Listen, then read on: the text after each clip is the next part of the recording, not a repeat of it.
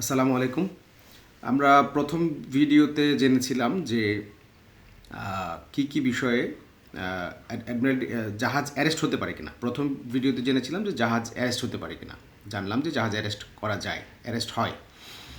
দ্বিতীয় ভিডিওতে আমরা জেনেছি যে কি কি বিষয়ে অভিযোগ উত্থাপিত হলে একটি জাহাজ অ্যারেস্টের সম্মুখীন হতে পারে।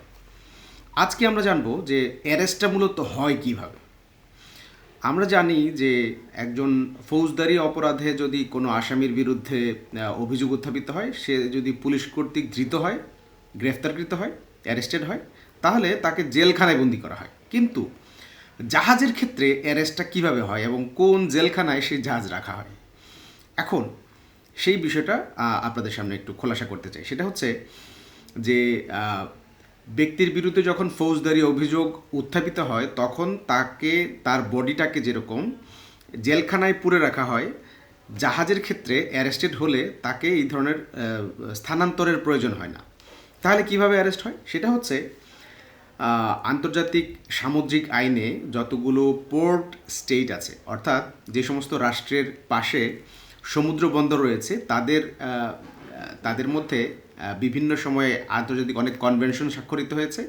সেই কনভেনশন অনুসারে প্রত্যেকটি পোর্ট স্টেট এটা অ্যাগ্রি করেছে যে যদি আমার দেশীয় পোর্টে, আমার দেশের বন্দরে কোনো জাহাজ যদি আসে, তাহলে আমার এখান থেকে আমি পোর্ট ক্লিয়ারেন্স দেওয়ার আগ পর্যন্ত অন্য কোনো পোর্টে, পৃথিবীর অন্য কোনো পোর্টে এই জাহাজ আর ভিড়তে পারবে না।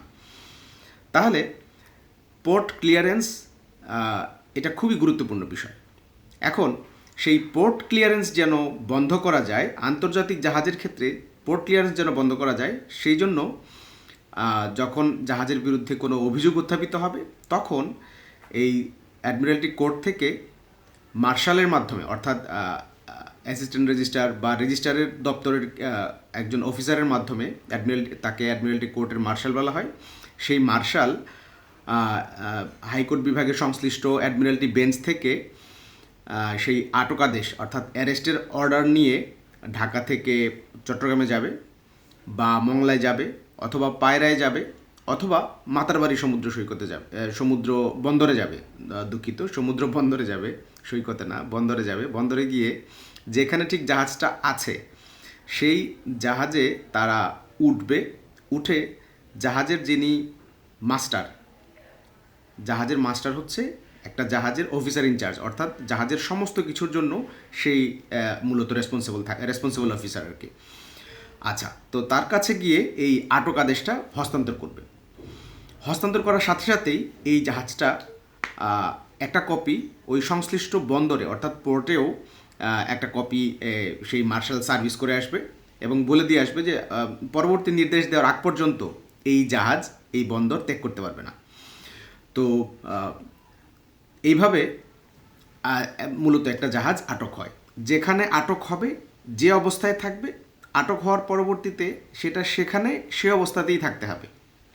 যদি কোনো জরুরি প্রয়োজনে এটাকে মুভ করতে হয়, জরুরি মেরামতের দরকার হয়, অথবা জরুরি কোনো কিছুর দরকার হয়, সেক্ষেত্রে যেই কোর্টের নির্দেশে এই জাহাজটি আটক, সেই কোর্ট থেকে অনুমতি সাপেক্ষে সেই জাহাজে সেই জাহাজকে তার ওই আগের জায়গা থেকে সরানো যাবে, অথবা সেই জাহাজে কোনো সার্ভিস দেওয়া যাবে, বা এই সংক্রান্ত কোনো কিছু করা যাবে। কিন্তু কোর্টের নির্দেশ ছাড়া সেই জাহাজে টাচ করা যাবে না, কোনো কিছুই করা যাবে না। এবং ওই যে বন্দর, কেউ যে একটা কপি সার্ভিস করে আসে আটক আদেশের, সেই বন্দর অনারেবল কোর্ট থেকে নেক্সট আদেশ পাওয়ার আগ পর্যন্ত, অর্থাৎ পরবর্তী আটক আদেশ থেকে মুক্ত হওয়ার আদেশ দেওয়ার আগ পর্যন্ত, রিলিজের অর্ডার দেওয়ার আগ পর্যন্ত সেই জাহাজটাকে বন্দরে আটক করে রাখবে, ডিটেইন করে রাখবে, এবং হচ্ছে বার্থিং লিস্টে এটাকে দেখাবে যে অ্যাটাচড বাই দ্য কোর্ট, এই আর কি। তো এইভাবে করেই জাহাজটা মূলত আটক হয়ে থাকে। এখন প্রশ্ন হচ্ছে যে কোনো জাহাজের নাবিক যদি সেই অ্যাডমিরালটি কোর্টের যে মার্শাল তার আটক আদেশ রিসিভ করতে না চায়, তাহলে কি হবে? তাহলে কি জাহাজ আটক হবে না? না, সেক্ষেত্রেও জাহাজ আটক হবে, কিন্তু সেক্ষেত্রে প্রক্রিয়াটা হচ্ছে ওই আমাদের সিভিল কোর্টে যেরকম লটকাজারি বলে, সেরকম জাহাজের মাস্তুল বা অন্য ভিজেবল যে কোনো জায়গায় সাধারণ দৃষ্টিতে দেখা যায় এরকম যে কোনো জায়গায় সে আটকের আদেশটা শুধু ঝুলিয়ে রেখে চলে আসবে। এইভাবে করে একটি জাহাজের আটক আদেশ মূলত বাস্তবায়ন হয়। এটাকে ব্যক্তির মতো করে হচ্ছে জাহাজের কোনো জেলখানা নেই, জাহাজ যেখানে থাকে সেখানেই থাকবে, শুধু তার নেভিগেশন অর্থাৎ মুভমেন্ট এবং নেভিগেশন বন্ধ থাকবে এবং পরবর্তী নির্দেশ দেওয়ার আগ পর্যন্ত জাহাজটা আর সরতে পারবে না। এই হচ্ছে বিষয়। আন্তর্জাতিক বিষয়ে তো বললাম। এখন লোকাল ভেসেলও কি অ্যারেস্ট হতে পারে? এই বিষয়ে যদি জানতে চান তাহলে নেক্সট ভিডিওতে চোখ রাখবেন।